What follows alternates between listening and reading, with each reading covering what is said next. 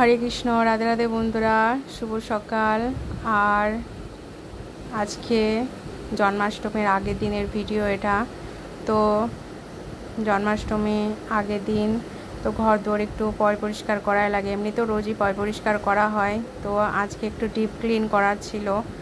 তো প্রতিদিন আমি সকালবেলা থেকেই লেগে গেছি ঘর দোর পরিষ্কার করতে, মানে ডিপ ক্লিন যেটাকে বলে। এটা ডিপ ক্লিন তো রোজ করা হয় না, রোজ পরিষ্কার করা হয়, বাট ডিপ ক্লিন মাঝে মাঝে করা হয়। তো ভগবানের জন্মদিন উপলক্ষে পুরো ঘরদোর সব ডিপ ক্লিন করেছি দুজনা মিলে। আর এদিকে মেয়েকে বলেছিলাম তুই মঙ্গল আরতি করে নে, তো মঙ্গল আরতি করতে চলে গেছিলো। আর আমি আর প্রতিদেব দুইজনা মিলে ঘরদোর পরিষ্কার করে নিয়েছি। অনেকটাই বেলা হয়ে গেছিলো রান্না বসাতে। তো যাই হোক, অনেক কাঁচা ধোয়াও হয়েছে, আর প্রচণ্ড রোদ আর প্রচণ্ড গরম। তো এখানে মেলেও দিয়ে আসা হয়েছে।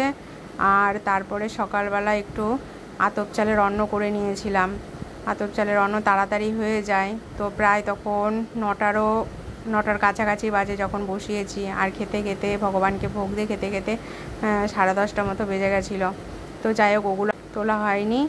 আর প্রচণ্ড দেরি হয়ে গেছিলো। আর এদিকে সবার খিদেও পেয়ে গেছিলো। তো সোজা প্রসাদ পাওয়া হয়ে গেছে। পেয়ে তারপর প্রতিদেবের কাজ ছিল না, কিন্তু তবুও একটু বাইরে যেতে হয়েছিল, দরকার আছে। আর মেয়ের আগের দিন মানে 16ই আগস্ট জন্মাষ্টমীর দিন আঁকা পরীক্ষা আছে, তো আঁকা প্র্যাকটিস করছিল। আর এদিকে আমি চলে এসেছি দুপুরে রান্না বান্না করতে। তো সকালে প্রসাদ পেয়ে আর একটু জব করতে বসেছিলাম, তারপরে রান্না বান্না করতে চলে এসেছি। আর খুব তাপে, মানে আগুনের তাপে খুব কষ্ট হচ্ছিল দুপুরবেলা রান্নাটা করতে। আর অল্প তেলেই রান্না করেছি, সেটা দেখালাম যে আলু পোস্ত করছি, আলু পোস্ত, তা বেশি তেল দিইনি, ওই অল্প তেলে ভাজা করেছি। তার মধ্যে যেটুকু তেল ছিল তার মধ্যে দিয়ে আলু পোস্তটা করে নিচ্ছি। তো এদিকে আদা লঙ্কা আর পোস্ত বেটে নিয়েছি শিলপাটায়, আর সেটাই কড়াইয়ের মধ্যে দিয়ে একটু কষিয়ে নিচ্ছি, কেননা পোস্তর কাঁচা গন্ধটা একটু ভালো লাগে না আমাদের। তো একটু কষিয়ে নিলে তারপরে জল দিলে এটা টেস্ট হয়। তো এই যে আমি পরিমাণ মতো জল দিয়ে দিয়েছি। আর আমরা ফ্রিজে ছিল, তো এত গরমে কি রান্না করব দিশামিশা পাচ্ছিলাম না। ভাবলাম যে তাহলে টক ডাল করা যাক, এটাই হবে শান্তি। তো পাতলা করে একটু টক ডাল করে নিয়েছি, দুপুরের মতন করেছি। আর কিছুটা ডাল সেদ্ধ রেখে দিয়েছি ওটা রাতের জন্য। আর একটু তেল আর ডাল সেদ্ধর মধ্যে লবণ দিতে মনে ছিল না, তো এর জন্য লবণ মানে তেল আর তেলের ওপর একটু লবণ আর লঙ্কা দিয়ে একটু ফোড়ন মতন করে নিয়ে ডালের মধ্যেটা দিয়ে দিয়েছি।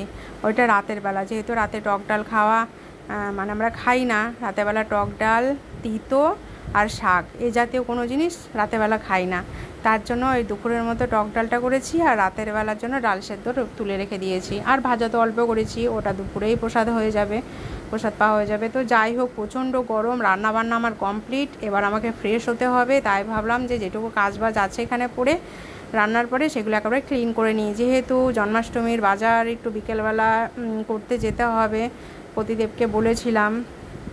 আমাদের বাড়ির সামনের বাজারে তেমন কিছু পাওয়া যাচ্ছে না, বাজারের অনেক দাম। তো ভাবলাম একটু কাটোয়া বাজারে যাব, তার জন্যই সব কিছু পরিষ্কার করে নিলাম। তো যাই হোক, এদিকে আমার ভোগ লাগানো হয়ে গেছে। প্রতিদেব এখন আসেনি, আমি ফোন করেছিলাম, বললো 8 ঘন্টার মধ্যে যাচ্ছি। তো এখন আমি একটু জব করতে বসবো, তারপর প্রতিদেব আসলে প্রসাদ পেয়ে নেবো। আর এখন বাজে 2টো মতো।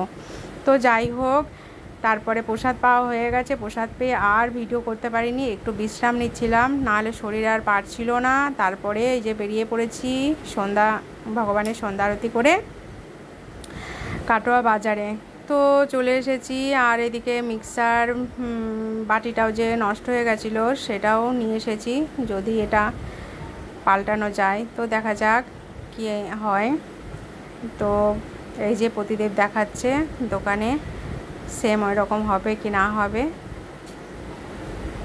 আর বাজার ঘাটে প্রচণ্ড ভিড়, এই দেখুন রাস্তাঘাট কেমন জমজমাট। আর ফুল বাজারে পুরো আগুন লেগে গেছে, কিছুতে হাত দেওয়া যাচ্ছে না, হাত দিলেই ছ্যাঁকা লাগছে। তো যাই হোক, তার মধ্যে থেকেই কোনো রকমে এই বাজার ঘাট করে নিয়ে এসেছি, ভগবানের জন্য অল্প স্বল্পের মধ্যেই এনেছি। কেন কিনা বেশি আনলে তো পড়ে থাকে, নষ্ট হবে, আবার এদিকে সেরকম কেউই খেতে চায় না, ওই পড়ে থাকে। তো অল্পই নিয়ে এসেছি, এর মধ্যে দিয়েই হয়ে যাবে, হয়েও আরও বেশি। তো যাই হোক, এখানে পেঁপে, শসা আর ওই দুটো হলো নাশপাতি, আর আমলকি তো ভগবানের প্রিয় ফল, আমলকিগুলো ফ্রেশ ছিল তাই নিয়ে এসেছি, ভগবানকে নিবেদন করব। আর এই যে এত দেখে শুনে নিয়ে এসেছি, তার মধ্যেও এত দামের ফল, তার মধ্যে একটা পচা দিয়ে দিয়েছে। তো কি আর করা যাবে, অত তো আর খুঁটিয়ে খুঁটিয়ে দেখে আনা যায় না, মানুষকে বিশ্বাস করতে হয়, আর বিশ্বাস করে যা দিয়েছে তাই নিয়ে চলে এসেছি। বাজারে এসে দেখছি যে পচা।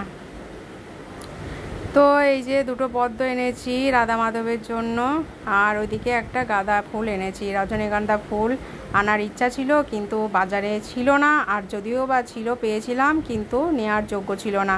তো যাই হোক, এখানে মিক্সারের বাটিটাও পাল্টে নিয়ে আসা হয়েছে, এখন দেখা যাক কাজ কেমন হয়। তো যাই হোক, কেমন হয় কি না হয় দেখাবো আপনাদেরকে পরে। এই যে আমার তো ভালোই লাগলো, এখানে ভিডিওটা এন্ড করলাম।